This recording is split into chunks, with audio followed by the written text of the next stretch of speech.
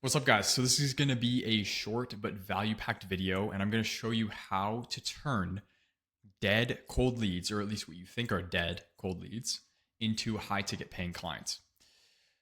First off, before we jump into the frameworks, I want to cover this thing that I actually covered in a different video. Fundamental setting mindsets, the buyer block mentality, okay? The reason the buyer block mentality is so important is because most people don't follow this, right? You need to be a savage. You need to follow up to 10 times, more than 10 times if you need to, right? And that doesn't mean spam the person, but it means follow up. And I'll show you the cadence for that in this video. But there are so many reasons that people leave you on red. Never assume that they're just not interested. There are a million different reasons that people do not reply to you. So keep that in mind. Make sure you have the buy or block mentality. I will follow up to someone either buys from me or blocks me. If I know that I can help them, it's my duty to do that. Okay. And then the other thing is the authority frame, right?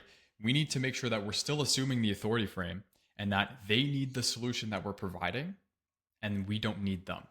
Okay. We're simply doing our duty of reaching out and saying, like, hey, we talked about this. You had this problem and now you're just ghosting me, right? Like, what's the issue here? Are you still trying to solve this problem, or did you give up on it, right? Assuming the authority frame. And then also, we still want to keep it relatively low pressure, right? We're not going to be like pounding on them and using high pressure sales tactics, because that's going to turn off prospects these days, where the market is a lot more sophisticated than it was years ago, right? So with those fundamental mindsets in mind, let's move into the actual framework. Now, when it comes to follow-ups, there isn't like a set script, right? It's just there are do's and there's don'ts. What you do want to do is customize and have every follow-up very intentional depending on the context of the situation. Okay? Focus on providing value and maintain your frame. Never send generic, just following up messages, providing zero value, and where it's very clear that you're not putting intention behind your messages. You're just trying to get a response out of the prospect, right? Those are what you don't want to do. You do want to make sure that you're keeping everything intentional and customized. Now, with leads who are cold and haven't been replying for a while, you want to bounce between value-driven follow-ups and breakup follow-ups. Breakup follow-ups, otherwise known as takeaway closes, where you're taking away the close, which actually brings them forward in some cases, are going to be the best way to approach cold leads. Now,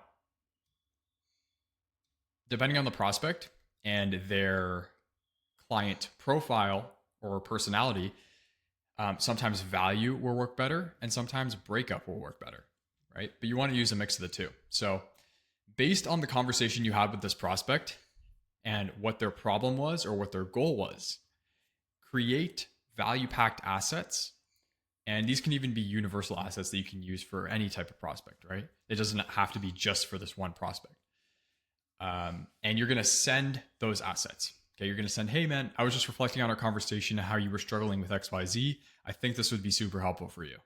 Just give value without asking for anything in return. All right.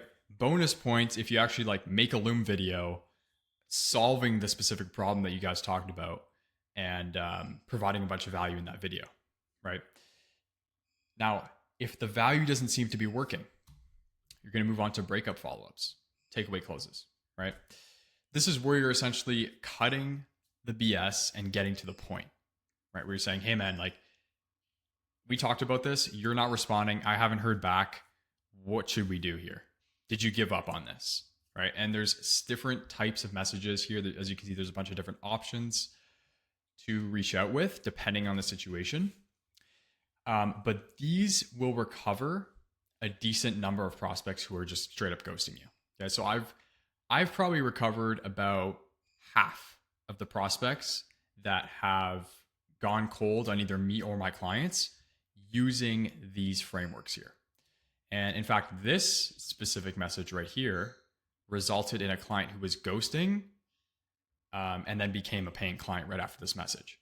So a lot of times this like cuts the BS. Sometimes clients want to sign up, but they're just avoiding it for whatever reason. Maybe they're too scared to take the leap. but these are takeaway closes, meaning it's adding urgency and adding scarcity and saying like, hey, you got to make a decision right now, or this is just not happening, right? So this will recover prospects who are on the fence about moving forward. Now, if you are doing value-driven follow-ups, you're using a takeaway close, and you're still not having any luck, mind you, prospects' situations change over time. Okay, so a prospect that you talk to today might not have the same problem in a month from now, right? And so as you're following up, maybe a month passes by and they no longer have the problem that you were trying to solve for them, right? Their situations change. But maybe 2 more months down the line, that prospect now has the same problem again.